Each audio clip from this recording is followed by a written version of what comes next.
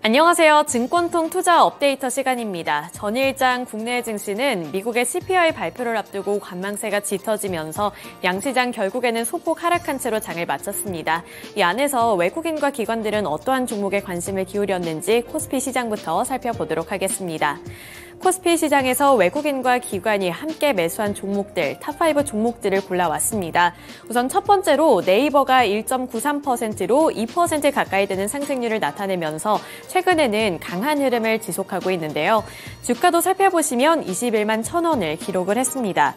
네이버 같은 경우에는 개인 투자자들이 6거래일 연속으로 매도하고 있지만 외국인과 기관의 적극적인 매수세가 유입되고 있는 종목인데요. 기관이 5거래일째 매수하고 있는 가운데 외국인도 2거래일 연속으로 매수세를 기록하고 있습니다. 따라서 이 네이버의 주가는 최근 3일 연속으로 상승하는 흐름을 나타내고 있는데요. 최근에 1분기 호실적을 발표한 데 이어서 포시마크 인수 효과를 기대해 볼 만하다는 평가가 함께 나오면서 네이버가 주목을 받았습니다. 자세한 이슈는 잠시 후에 짚어드리도록 하겠고요. 그 아래로 보시면 셀트리온도 주목을 받으며 5.79% 강세로 장을 마쳤습니다. 주가도 17만 1,800원을 기록을 했는데 셀트리온이 최근에는 고전을 겪었습니다. 오너 리스크가 부각을 받으면서 우려스럽다는 평가도 받고 있었지만 셀트리온이 이번에는 증권가의 호평과 함께 앞으로를 기대해 볼 만하다는 평가를 받았는데요. 증권가에서는 셀트리온의 목표 주가를 이제 상향하면서 기대감을 불러 모았습니다. 대표적으로 NH투자증권이 셀트리온의 목표 주가를 기존 21만 원에서 24만 원으로 제시를 했는데요. 그 이유는 신형 바이오시밀러인 램시마 SC의 비중이 올해 확대될 수 있을 것이라는 전망 때문이었습니다. 이 램시마 SC는 현재 미국 식품의약국의 승인 절차를 밟고 있고요.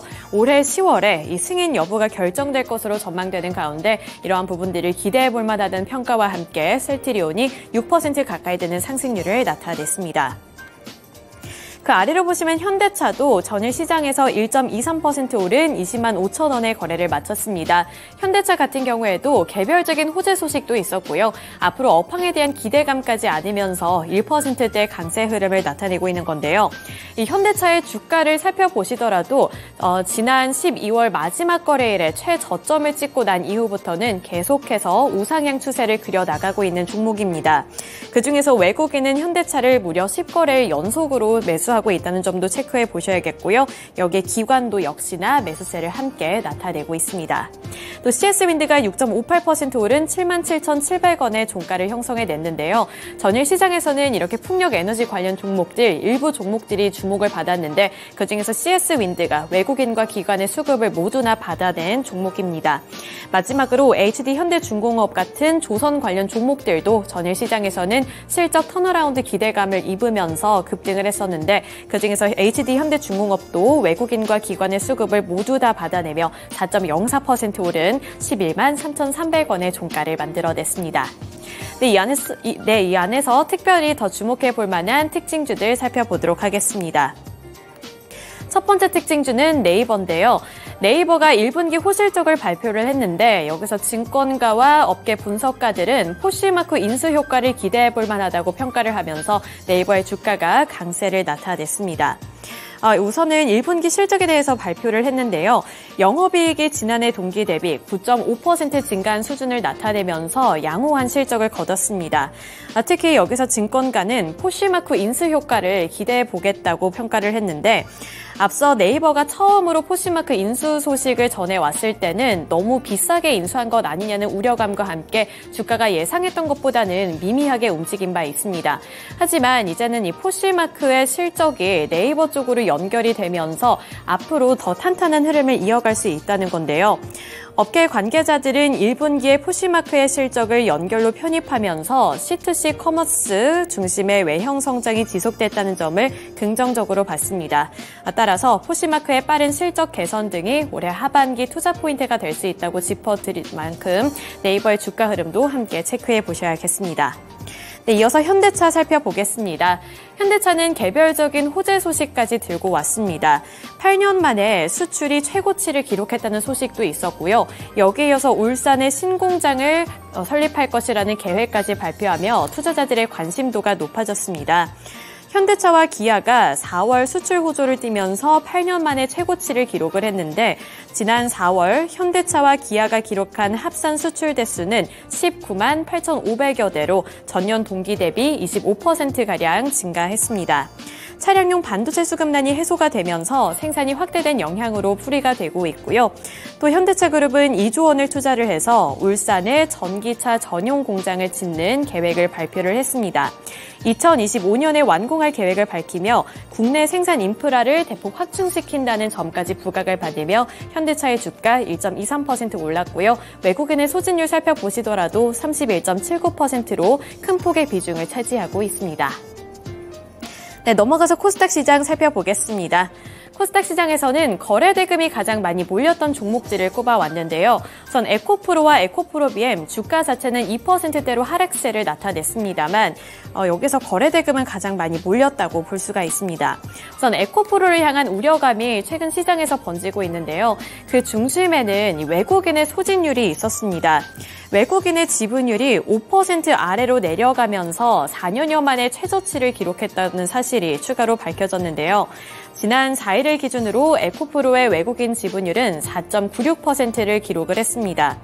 이렇게 외국인 지분율이 5%를 밑돈 것은 지난 2019년 이후에 처음으로 있는 일이라는 점이 부각이 되면서 에코프로 그룹주들을 향한 우려감이 번지면서 2%대 하락률을 나타냈고요. 또 전일 시장에서는 에너지 관련 종목들 중에 천연가스 관련 종목들이 부각을 받았는데 그중에서 GSE가 16.16%로 급등세를 나타냈습니다.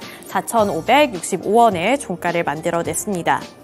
또 아래로 보시면 KBG 그리고 모베이스 전자까지도 두 자릿수대 상승률을 나타내며 강세 흐름으로 장을 마쳤는데요. 이러한 부분들은 특징주 넘어가서 더 자세하게 살펴드리도록 하겠습니다.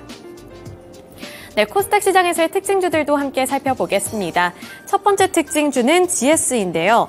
정부가 이 액화 천연가스 도매 시장의 민간 개방을 포함을 해서 이 가스 시장에서의 경쟁을 촉진하는 방안 마련에 나섰습니다. 이러한 소식이 부각이 되면서 이 민간 기업들의 주가가 주목을 받았는데요. 공정거래위원회가 현재 적용되고 있는 여러 규제안과 제도가 가스 시장 경쟁에 미치는 영향을 면밀하게 분석하겠다고 나선 겁니다. 이러한 규제가 시장 경쟁을 지나치게 제한한다고 판단할 경우에는 공정위는 관계부처인 산업통상자원부에 시정 의견을 제시할 수 있을 것으로 보이고요.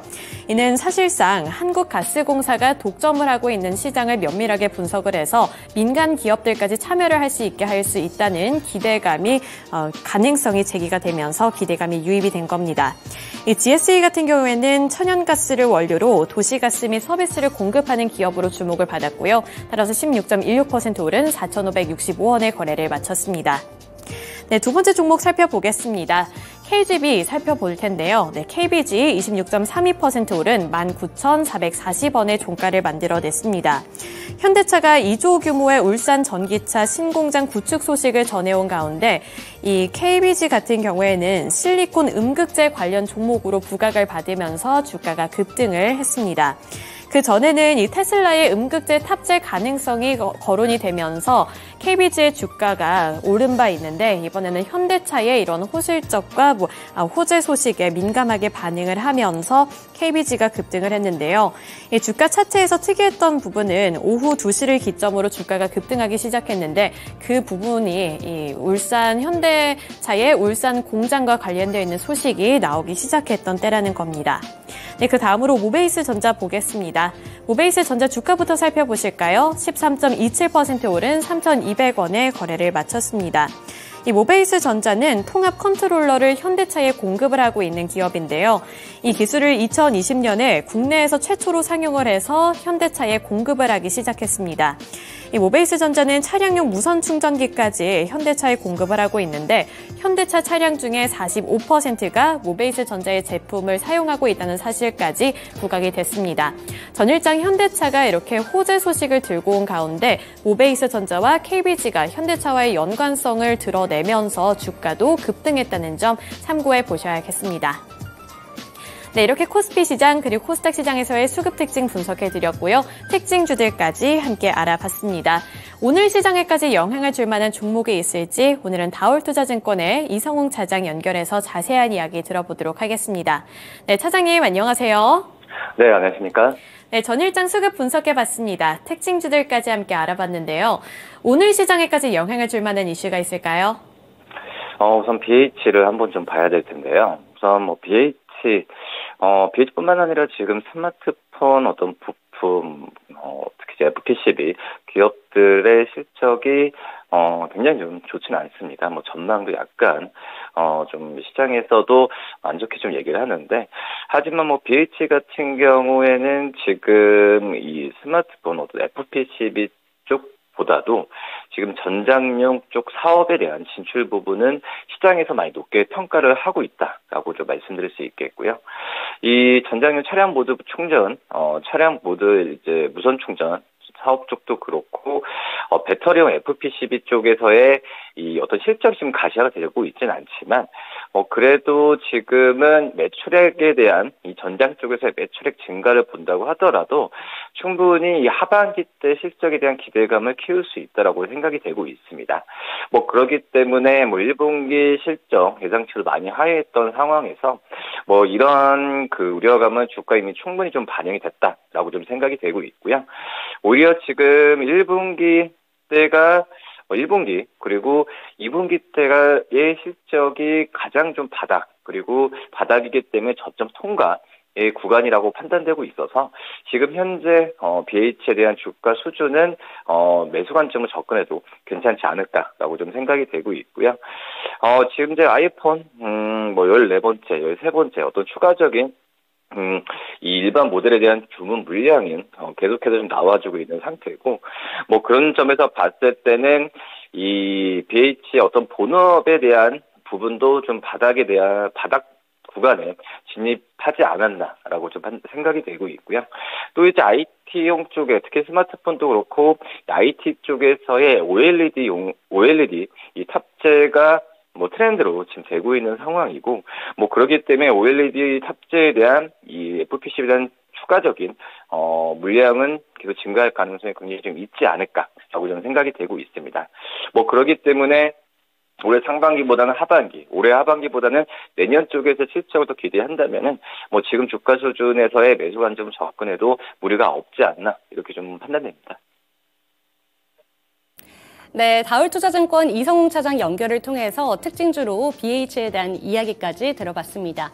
이번에는 시간의 거래에서 상승했던 종목들 리스트 함께 살펴볼 텐데요. 지금 보시는 것처럼 GSE, 대성에너지, 미래생명자원, 하늘사료, 고려산업 순으로 이름을 올렸습니다. 지금 화면을 보시면 GSE와 대성에너지는 가스 관련주, 그리고 나머지 종목들은 식량 관련주라는 점 알고 계실 겁니다. 이러한 종목들은 보통 국가 간의 갈등이 있거나 전쟁이 있을 때 보통 상승하는 업종이기도 한데요. 왜 이렇게 상한가로 모두 다 일제히 상한가로 마감을 했는지 살펴보도록 하겠습니다. 이 장 마감 이후에 푸틴 러시아 대통령이 러시아의 전승절을 맞아서 모스크바 붉은 광장에서 열린 행사에서 전쟁이 진짜 벌어졌다라는 표현을 직접적으로 사용을 했습니다. 작년 2월에 러시아가 우크라이나를 침공한 이후에 러시아 푸틴 대통령은 최대한 전쟁이라는 표현은 피해왔는데요. 대신에 특별 군사작전이라는 표현으로 전쟁을 최대한 에둘러서 표현을 해왔습니다. 하지만 이번에 전쟁이라는 직접적인 표현을 쓰게 되면서 시간에서 일제히 관련주들이 상승하면서 마감을 했습니다. 이에 따라서 러시아가 작년 9월에 2차 세계대전 이후 처음으로 예비군 동원령을 내린 데 이어서 이번에도 추가 동원령이 벌어질 수도 있다라는 점이 밝혀지면서 시간에서 일제히 상한가로 마감을 했습니다. GSE는 9.97% 상승했고요. 가장 밑에 있는 고려산업도 9.39% 상승하면서 거래를 마쳤습니다. 네, 이번에는 시간에서 하락했던 종목들 리스트 확인해 보도록 하겠습니다. 네, 휴맥스홀딩스, 웅진싱크빅, 디스플레이텍, 현대공업, 에코캡 순으로 지금 이름을 올렸는데요. 보시는 것처럼 웅진싱크빅을 제외한 나머지 종목들이 모두 자동차 부품주라는 거 확인하실 수 있겠습니다. 자동차 부품주는 어제 본장에서 시간에 외에 본장에서 상승하면서 마감을 했는데요. 그 이유는 현대차가 울산 공장에 2조 원의 전기차 투자를 하겠다라고 밝히면서 본장에서는 일제히 상승 마감했습니다. 하지만 특별한 특별한 악재가 시간에 들어오진 않았습니다. 하지만 제가 앞서 상승률 리스트에서 언급을 해드린 바와 같이 푸틴 러시아 대통령이 전쟁을 직접 언급한 데 이어서 그 영향을 받으면서 시간에서 약세로 일제히 마감을 했습니다. 지금 휴맥스홀딩스는 7.13% 하락하면서 7,290원의 종가를 형성했고요. 에코캡은 3.70% 하락하면서 4,295원의 종가를 형성했습니다. 그 외에 웅진싱크빅은 어제 실적이 발표가 됐는데요. 실적이 나쁘게 나오면서 지금 6.63% 하락한 2,885원에 거래를 마쳤습니다. 네, 이렇게 시간의 거래에서 하락했던 종목들까지 살펴봤습니다. 다시 한번 다울투자증권 이성웅 차장 연결해 보겠습니다. 네, 차장님 안녕하세요. 네, 안녕하십니까? 네, 시간의 거래에서도 살펴볼 만한 특징주 있는지 설명해 주시죠. 오늘은 시간에서 오른 종목보다도 좀 떨어진 종목 중에서 한번 좀 매수 관점을 접근해야 될 종목 말씀을 드릴 텐데요. 바로 이제 웅진싱크빅입니다. 웅진싱크빅 같은 경우에 영업 손실을 좀 기록을 했죠. 그러면서 시간으로 하락폭이 좀 컸었는데, 우선은 지금 현재 그 영업이익에 대한 적자 부분은 어느 정도 좀 예상을 했던 상태라고 좀 볼 수 있겠고, 또 이제 근데 적자를 기록했던 부분이 비용적인 측면이 좀 컸죠. 이 어떤 분사나 어떤 자회사의 감가상각비도 있겠고, 또 이제 광고 선전비나 판촉비 같은 이런 비용적인 측면이 좀 있었는데, 결론으로 본다고 한다면 이건 어떻게 보면 좀 돈 투자라고 좀 생각이 되고 있고요. 1분기 실적에서 본다고 하면은 긍정적인 게 바로 이제 스마트홀 가입자가 그 회원수가 23만을 달성을 했죠. 그렇기 때문에 이 스마트홀 쪽에서의 매출액이 지금 600억 이상 나왔는데, 이제 이런 추세를 본다고 하면은 스마트홀에 대한 시장에서 수요 부분은 계속 늘어날 가능성이 좀 있다라고 좀 생각이 되고 있고요. 이 스마트홀 가입자가 지속이 좀 확대되는 부분에 있어서 이 웅진싱크빅이 어떤 좀 AI와 그리고 이 교육과 관련된 사업에 대한 부분은 시장에서 이 좋은 그 평가를 받고 있다는 게 반증이 되고 있기 때문에 이 웅진싱크빅에 대한 사업성의 어떤 좀 장점을 더욱더 시장에서 부각받을 가능성이 있다라고 생각이 되고 있습니다. 그 전에도 본다고 하더라도 이 스마트홀 쪽에서의 이 어떤 그 영유아 초등에서의 이제 중등부나 이런 학생에 대한 연령층이 또 다양해지는 점을 봤을 때 이 스마트홀에 대한 시장에서 관심은 좀 계속 유지를 해야 된다라고 좀 생각이 되고 있고요. 또 이제 어떤 이 B2B 또 이제 B2C까지도 이 신규 영역으로 이 고객 확대를 좀 하고 있는 상황이기 때문에 웅진싱크빅에 대한 관심은 좀 가져야 되지 않을까라고 좀 판단이 되고 있습니다.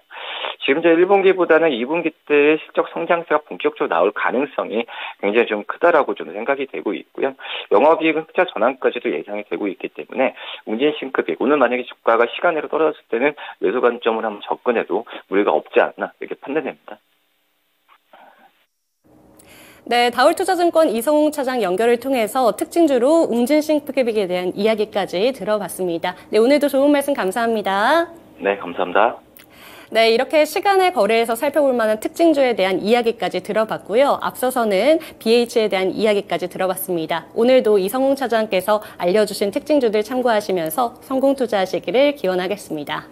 네, 미국의 소비자 물가지수 발표를 앞두고 글로벌 증시도 관망세가 짙어지고 있는데요. 오늘 우리 증시는 어떠한 흐름을 나타내게 될지 함께 눈여겨보시면서 투자 포인트 잡아보시길 바라겠습니다. 지금까지 증권통 투자 업데이터 시간이었습니다.